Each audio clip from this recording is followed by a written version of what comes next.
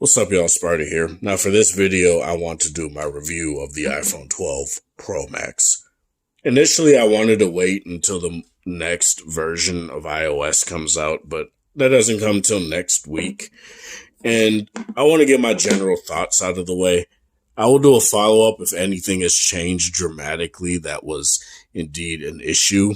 But in terms of what I've been going through, I haven't really had many of the issues that a lot of people have been having with the phone. It's just I want to address some of these things now, and I want to tell you guys exactly how I feel about this phone. So, the 12 Pro Max, 128 gigs of internal storage, 6 gigabytes of RAM. 12 triple cameras, larger main 12 megapixel camera, especially compared to all of the other iPhone 12s in particular. So you're getting the best low light performance out of all the iPhones of this year. You get your LiDAR sensor on the back, which honestly I haven't used. So I don't take portrait photos, so I don't use it. So I am not going to comment on that. You get the flat border design, which is kind of controversial in Apple land. A lot of people love it. A lot of people hate it. I'm in the camp where I like it.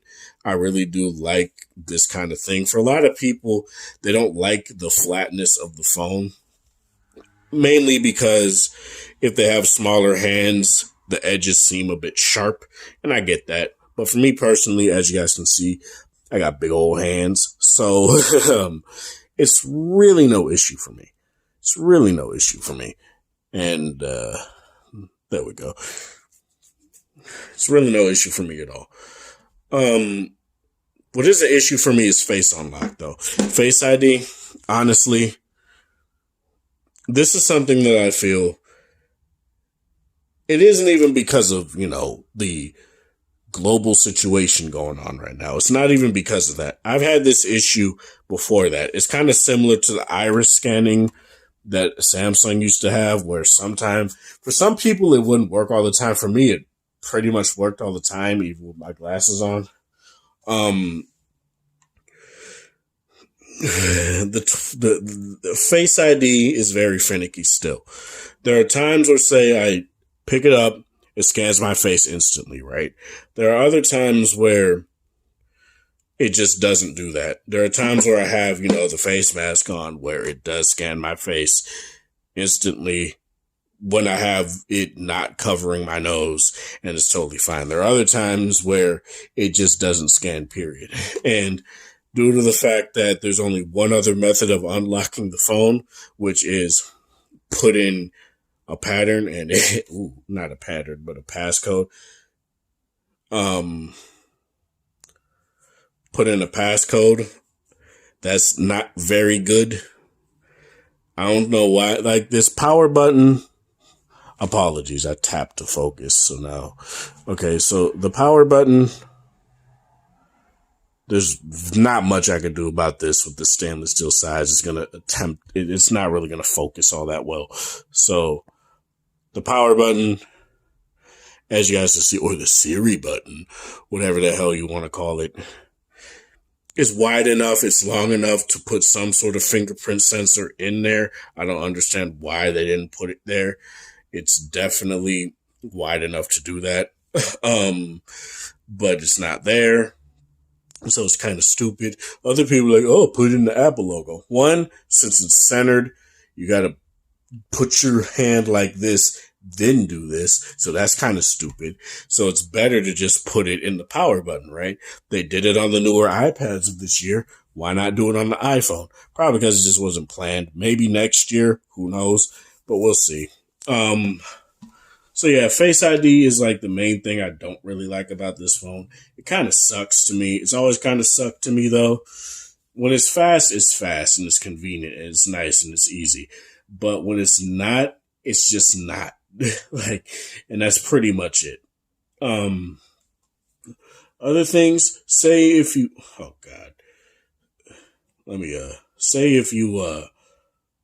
put in your PIN a little bit too fast, it won't register your inputs all that well. So let me try this again, but a little bit more slower. It did it better that time. But sometimes it just doesn't register all that well and it kind of sucks.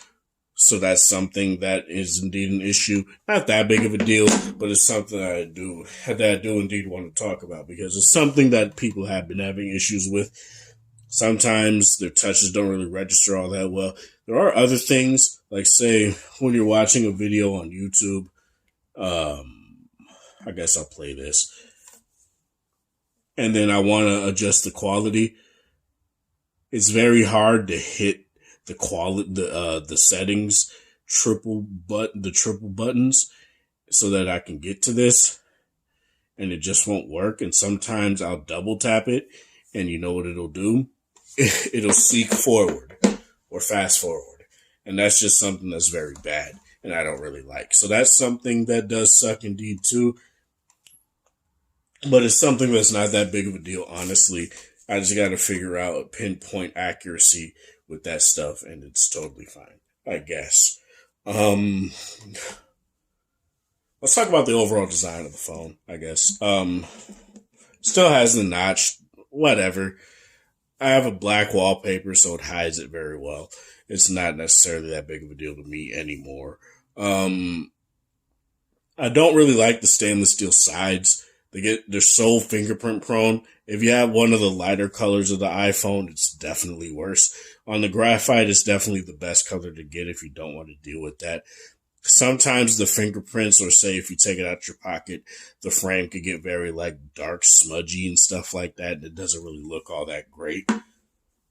But overall, the frosted glass back is nice. The phone definitely feels well built. I don't really have any sort of issue with that. It's very iPhone 4-like, and that is by design because it has the flat borders. It's really nice. It's overall just a very good-looking phone. I don't really have any sort of issues with that.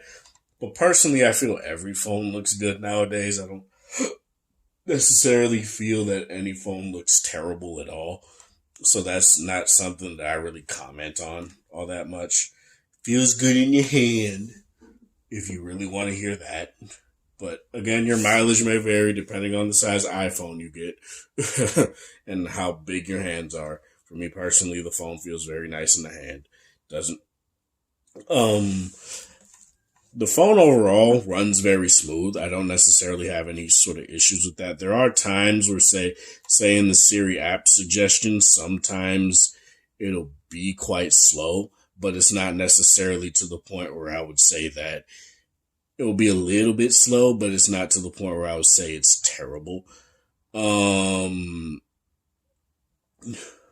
Apps load very fast. Like, that's very quick. But it's really not that much quicker than, say, other phones on the market. It's like, it may be slightly faster, but it's not to the point where I would say the iPhone smokes everything on the market. I don't really feel that it does, but it does a very good job at being fast and reliable, and that's very nice.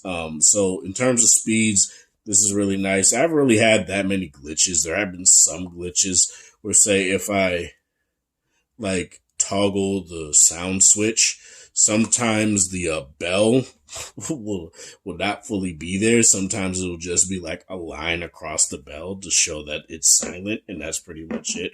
But that's happened like every once in a while, so that's not that big of a deal. Not really that many other bugs aside from like some camera stuff. Initially, when I got the phone, there were problems where, say, the screen would just stay black until I switched camera modes a couple times, and it would go back. Now that's not even now that's not now that's not a problem, but it was initially. So that's just something I want to bring up.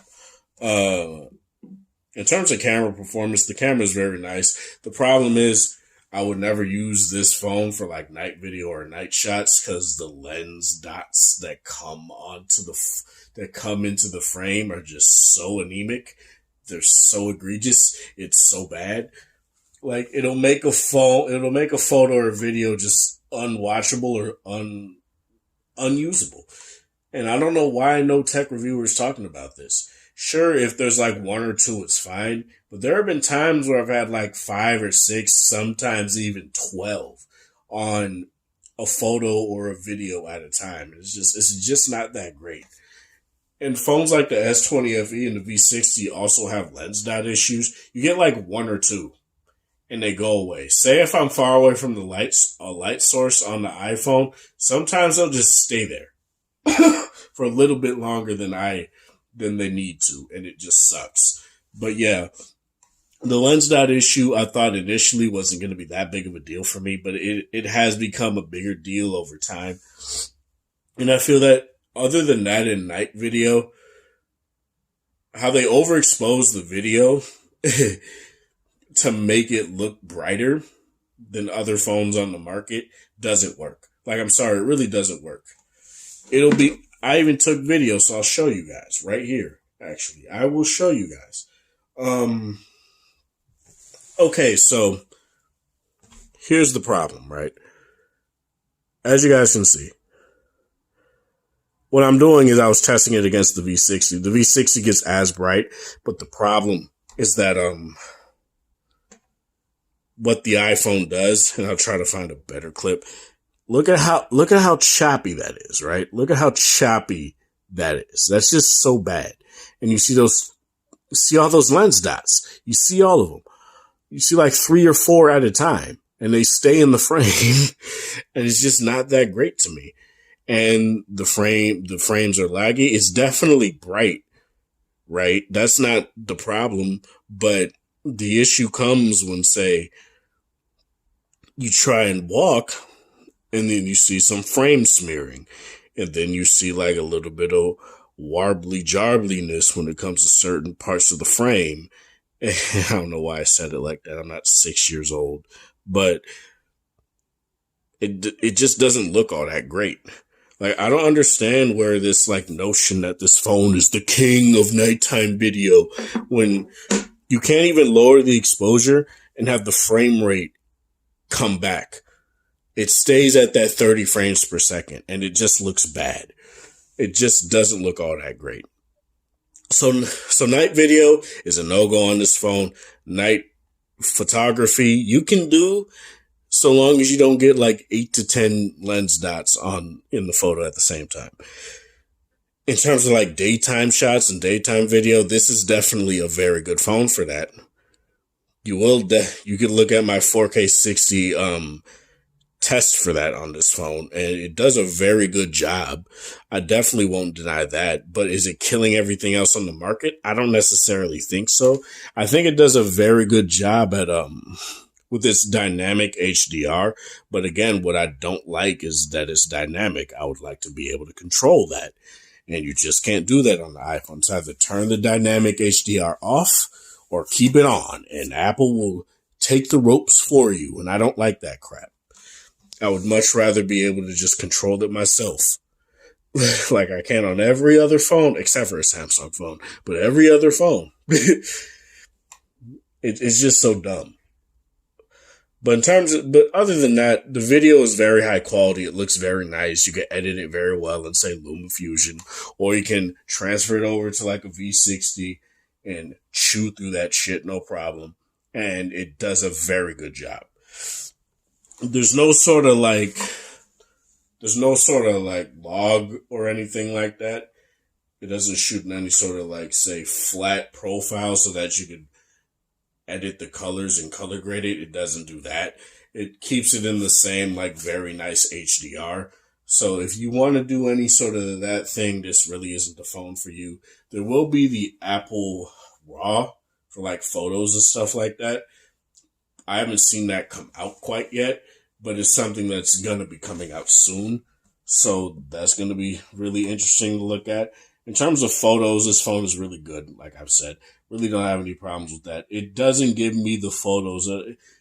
It's very good, but the problem that I have not the problem, but the thing is, it's not wowing me. It's in terms of daytime photos, you're not really going to get that much of a gain compared to, say, the 11 Pro Max. The 11 Pro Max still competes fairly well with this phone in terms of daytime photos. Nighttime photos, you'll definitely get a gain, but daytime, you can go either or. But both of them take very nice photos. This phone takes very nice photos, and you won't really get have any sort of problem with that whatsoever. Let's talk about battery life. Battery life on this phone is phenomenal. This is my number 2 phone in terms of battery life right now. First, obviously, V60. 13 and a half hours, or was it 13 hours and 20 minutes of screen on time through YouTube. Just watching straight YouTube videos. I think it was, I'm going to just say 7 hours of gaming for King of Fighters All-Star. 6 hours of gaming for Seven Deadly Sins. Intensive 3D games with very good animations. Very detailed animations. A whole bunch of characters on screen doing stuff. So those are demanding games, and this phone does those games no problem. Almost 6 hours of just auto grinding. Lineage 2 Revolution. That's very good. So the phone's a battery champ. It definitely is. It gets the job done, and it tops off very fast well.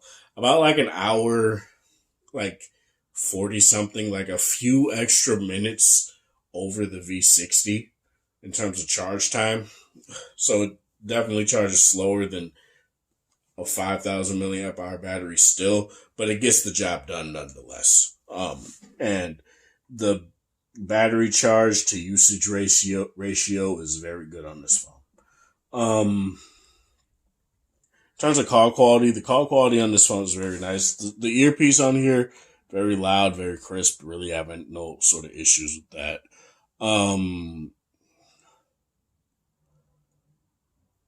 Their speaker is very good as well. Don't have any sort of issues with how the speaker sounds in the speaker call. Bluetooth, it's fine. It still feels like Apple's not doing the best in terms of Bluetooth. My LG Tone Freeze, like my right ear just decided to disconnect. And yeah. And then on like last Saturday. And then I brought it back when I got back here.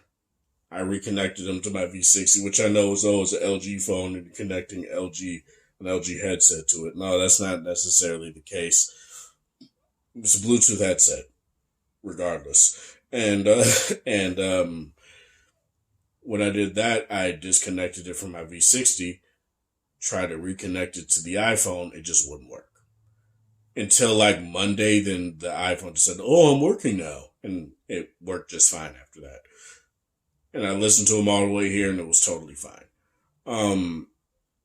In terms of Bluetooth playback and stuff like that, it does a very good job. It's very comparable to the V60 in that regards. They both pretty much drain the same amount of battery. They both last the same amount of time, so that's very nice.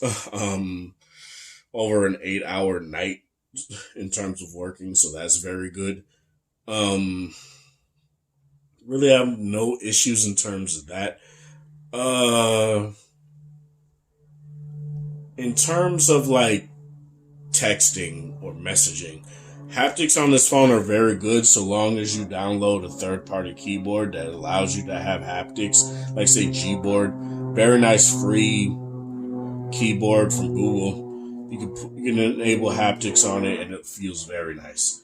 The only problem that I tend to have with it is just a preference because I've been using Android for so long. I don't like where certain keys are like, I don't like where certain keys are placed on like iOS's keyboard, where say the question mark is in like the symbol tab is in the lower center, whereas on Android it's on like the lower right of the keyboard. So that like trips me up a little bit.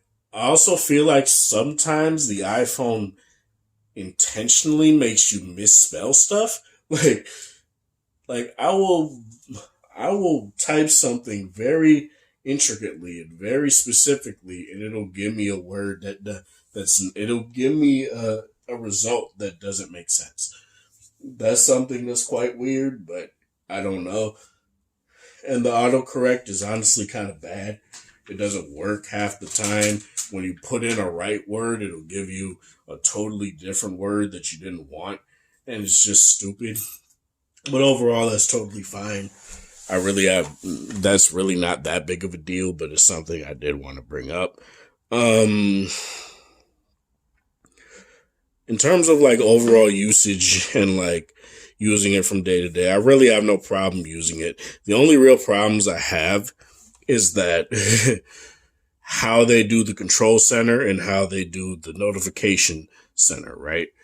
I don't like how it's upper left, upper right for this stuff. It's not really all that ergonomic. You can enable back tap, and have say your double tap be your notifications, your triple tap be your control center. I used to do that, but I just decided not to enable it because it's a bit finicky still, and I don't really feel like it's that big of a deal to use it. I don't really like it all that much. It's not that much of a game changer, so it's totally fine. In terms of like other stuff, there really isn't much else I want to say. Overall, I really do like this phone. I'm past the days of saying Apple sucks, blah blah blah. I'm past those days now. I'm almost 20. I'm in my mid 20s, for Christ's sake. I don't have time to be like, oh, you have an iPhone? I don't care about that crap anymore. Use the phone you want to use. I'm definitely going to be keeping this phone. I really do like it. It's like I've said before, it's a very good companion to my V60. It compares to my V60 quite a bit in a lot of metrics. That's honestly what I've been looking for. The S20 FE doesn't really do all that great with comparing to my V60. This phone does, and honestly, I feel this is a very nice phone to have. If you're in iOS land, you really can't do no wrong getting it. Especially if you've had the same phone for like 3 to 4 years. I'd say now is the time to upgrade. The 6S is on its last few updates now. So time to go. It's time to get a newer phone, if not the newest phone. But yeah, this is Sparta. Thank you guys for watching. Extra support. Hope you guys have a wonderful Friday, whatever time of day it is in the area. Have a good one.